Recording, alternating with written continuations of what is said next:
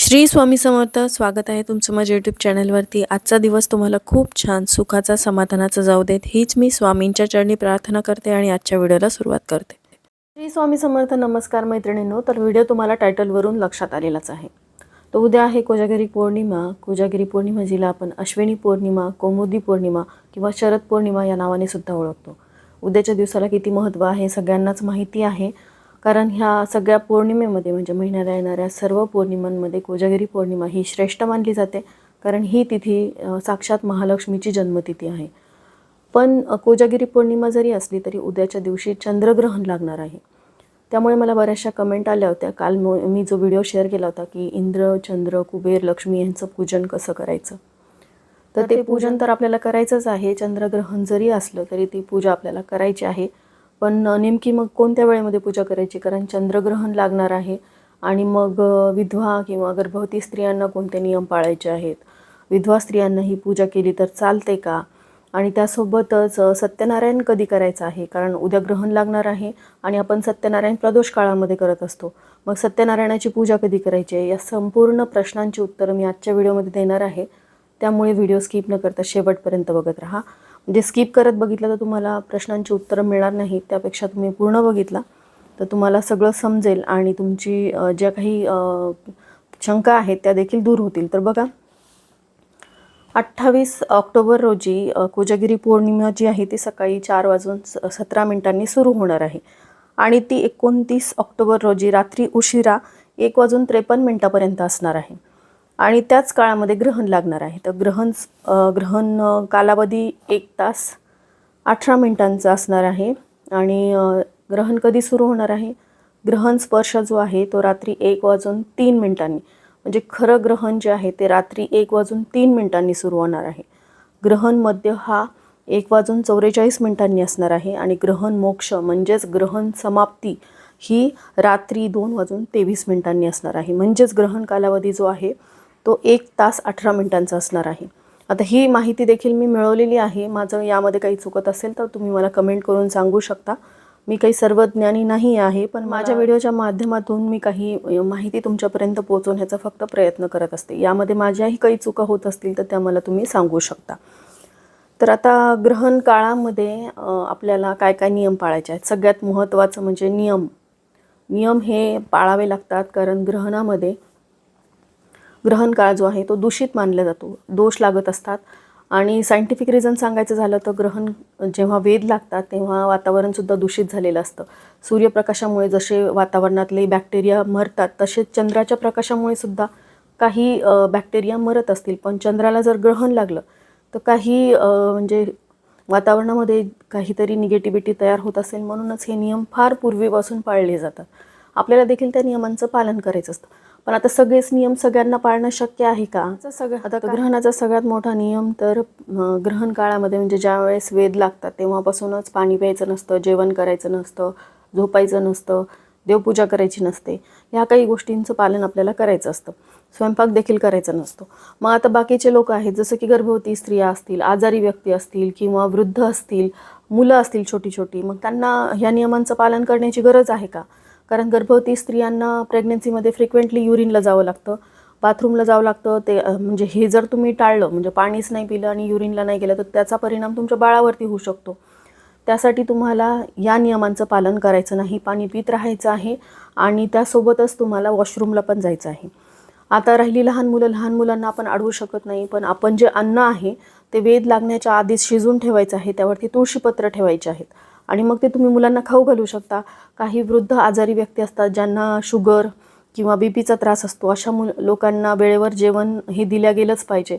कारण त्यांना ते जर नाही दिलं तर त्यांचा आजार पण वाढू शकतो. म्हणून मग ह्या लोकांसाठी नियमांचं पालन करण्याची गरज नाही. आता सगळ्यात महत्त्वाचं म्हणजे ग्रहणाचे वेध कधी लागणार आहेत. तर ग्रहण वेध काळ जो आहे तो दुपारी 3:10 ग्रहण मोक्षापर्यंत म्हणजे ग्रहण समाप्तीपर्यंत, म्हणजेच उशिरा रात्री 2:23 ज्यावेळेस ग्रहण संपणार आहे तोपर्यंत वेध हे लागणार आहेत. आणि तो काळ म्हणजे नियमानुसार तो काळ पाळायचा असतो. या काळामध्ये जेवण नाही करायचं, झोपायचं नाही किंवा वॉशरूमला जायचं नाही, पाणी प्यायचं नाही. पण इतका वेळ आपण खरोखर थांबू शकतो का? तर आपण थांबू शकत नाही. त्यामुळे मग ह्या नियमांचं एवढं स्ट्रिक्टली पालन करण्याची गरज नाही. पण काही नियमांचं पालन करायचं आहे. ते कोणते आहेत हे मी पुढे तुमच्यासोबत शेअर करणारच आहे. वृद्ध तर गर्भवती स्त्री असतील, आजारी व्यक्ती असतील, वृद्ध असतील, छोट्या मुलांनी या नियमांचं पालन करण्याची गरज नाही. पण गर्भवती स्त्रिया, आजारी, वृद्ध बालकांनी रात्री म्हणजेच संध्याकाळी 7:40 वेध पाळायचे आहेत. त्यानंतर तुम्हाला जेवण करायचं नाही, पाणी प्यायचं नाही, झोपायचं नाही, जागरण करायचंच आहे. कारण कोजागिरीचा अर्थच कोण जागतं आहे असा अर्थ होतो.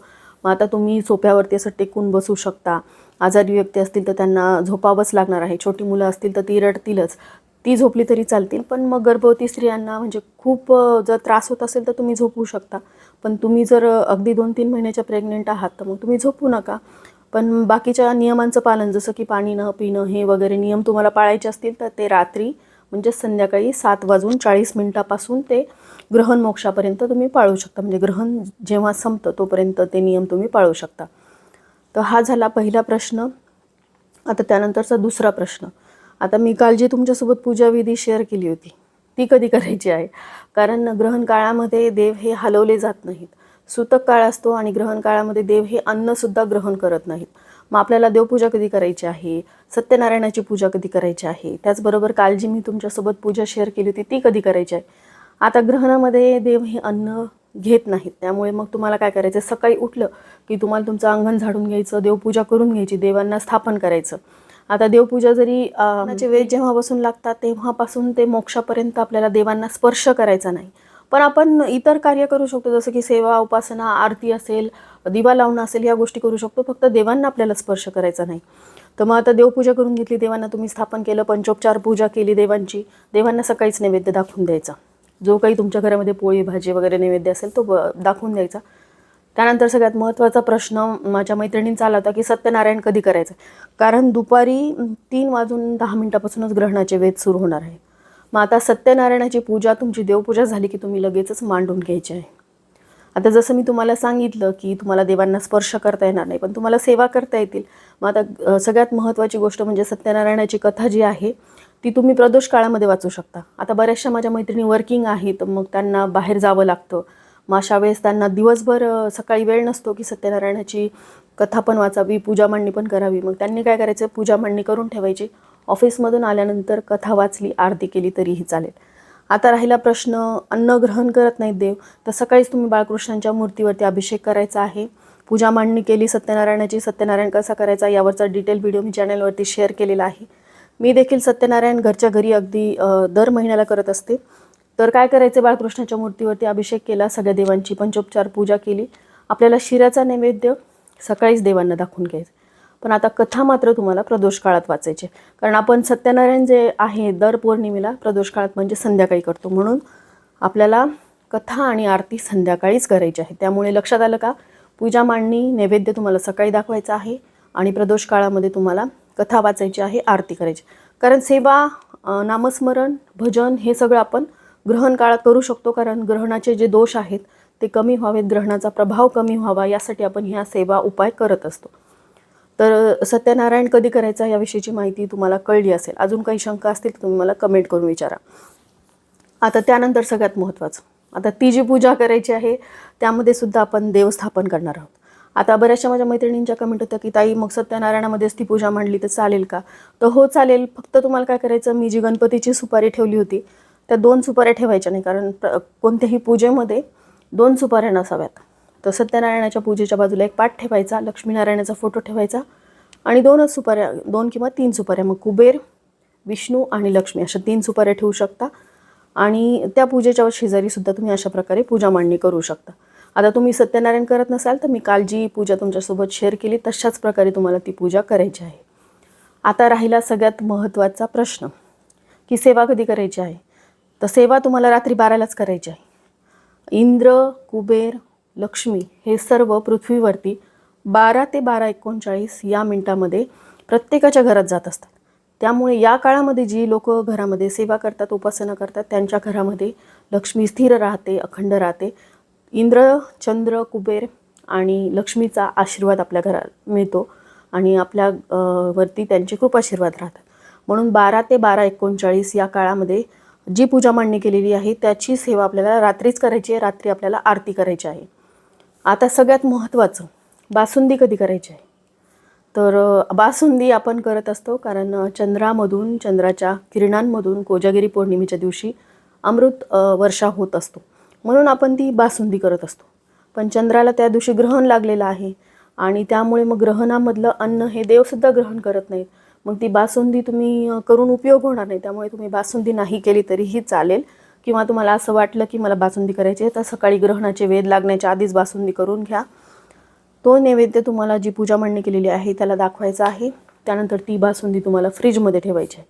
चंद्रप्रकाशामध्ये ती बासुंदी ठेवायची नाही, कारण चंद्राला ग्रहण लागलेलं आहे. कोजागिरी पौर्णिमा ही रात्री 1:53 समाप्त होणार आहे आणि ग्रहण कालावधी जो आहे तो रात्री 2:23 समाप्त होणार.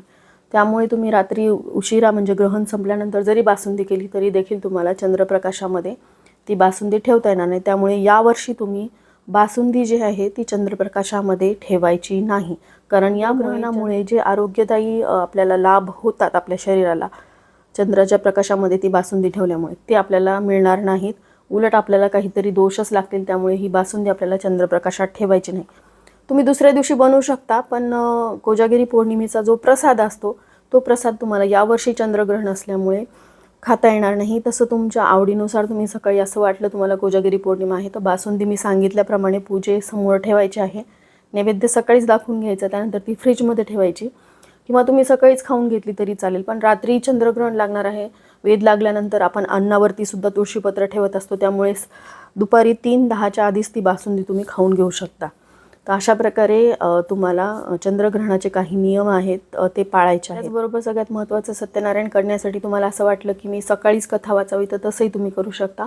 एवढ्या वेळेस तुम्हाला नियमांचं पालन करण्याची गरज नाही. पण जसं मी तुम्हाला सांगितलं प्रदोष काळातच कथा वाचावी, आरती करावी, तर तुम्ही संध्याकाळी सत्यनारायणाची आरती करू शकता. आणि रात्री 12ला ज्या सेवा सांगितलेल्या आहेत त्या करायच्या आहेत. दिवा लावू शकतो का? तो हो, दिवा लावू शकतो. फक्त देवांना आपल्याला स्पर्श करायचा नाही. देव अन्न ग्रहण करत नाही, त्यामुळे देवांना नैवेद्य जो आहे तो दुपारी 3:10च्या आधीच दाखवून घ्यायचा आहे. त्यामुळे मग तुम्हाला ज्या काही सेवा आहे, उपासना आहे त्या करता येतील, उपाय करता येतील. मी जी पूजाविधी तुमच्यासोबत शेअर केली होती, ज्यामध्ये कोजागिरी पौर्णिमेच्या दिवशी आपल्याला इंद्र, चंद्र, कुबेर आणि लक्ष्मी यांचं पूजन करायचं आहे. तर त्या व्हिडिओवरती मला बऱ्याचशा कमेंट आल्या होत्या की ताई विधवा स्त्रिया ही पूजा करू शकतात का? हो, करू शकतात, कारण तुमच्यापासून माझ्यापर्यंत सगळ्यांना लक्ष्मी हवी आहे. लक्ष्मी म्हणजेच पैसा हवा आहे. जगण्यासाठी आपल्याला लक्ष्मी ही लागतेच. त्यामुळे तुम्ही जरी विधवा असला तरी ही पूजा करू शकता. त्याचबरोबर गर्भवती स्त्रियांना जर काही बंधनं असतील, म्हणजे डॉक्टरांनी सांगितलं असेल, बेड रेस्ट असेल, तर अशा वेळेस तुम्ही ही पूजा करू शकणार नाही. जर तुम्हाला चालता फिरता राहायला सांगितलं असेल, सगळी कामं करायला सांगितलं असेल, तर तुम्ही ही पूजाविधी करू शकता. तर विधवा स्त्रिया असतील, गर्भवती स्त्री असतील, मुलगी असेल, मुलगा असेल, कोणीही ही पूजा करू शकतं, असं काहीच बंधन नाही. आता बऱ्याचदा काय होतं, मासिक धर्म येतो, सुतक पडलेला असतं, अशा वेळेस मग घरातल्या इतर व्यक्तींनी पूजा केली तर चालते. कारण घरात जर एकच स्त्री असेल तर मुलांच्या हातून करून घ्या, मिस्टरांच्या हातून करून घ्या, किंवा तुमच्या सासूबाई असतील, त्या विधवा असतील, किंवा एखादी जाऊ असेल तिच्या हाताने सुद्धा तुम्ही ही पूजा करून घेऊ शकता, हरकत नाही. सुतकामध्ये मात्र घरातील कोणत्याही व्यक्तीला ही पूजाविधी करता येणार नाही. घरातली म्हणजे आपण सुतकामध्ये 10 दिवसांचे नियम पाळतो, त्यामुळे सुतक असेल तर तुम्हाला कोजागिरी पौर्णिमेच्या दिवशी सत्यनारायण देखील करता येणार नाही. आणि त्यासोबतच तुम्हाला ही जी पूजाविधी मी तुमच्यासोबत शेअर केली होती ती देखील करता येणार नाही. त्यानंतर सगळ्यात महत्त्वाचं म्हणजे कोजागिरी पौर्णिमेपासून 12 महिन्याच्या सत्यनारायण व्रताला तुम्ही सुरुवात करू शकता. जरी ग्रहण असेल तर सकाळी तुम्ही संकल्प करा, पूजा मांडणी करून ठेवा, प्रदोष काळामध्ये कथा वाचा आणि आरती करा. अशा प्रकारे तुम्ही सत्यनारायण करू शकता आणि 12 महिन्याच्या सेवेला सुरुवात करू शकता.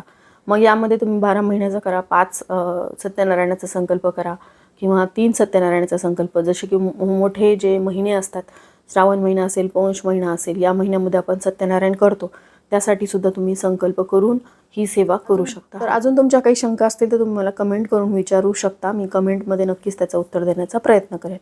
तर झालेली सेवा मी स्वामींच्या चरणी अर्पण करते. इथेच व्हिडिओचा एंड करते. व्हिडिओ आवडला असेल, हेल्पफुल वाटला असेल तर लाईक, शेअर, सबस्क्राईब करा. भेटूयात अशाच एका नवीन व्हिडिओसोबत. तोपर्यंत सर्वांना श्री स्वामी समर्थ.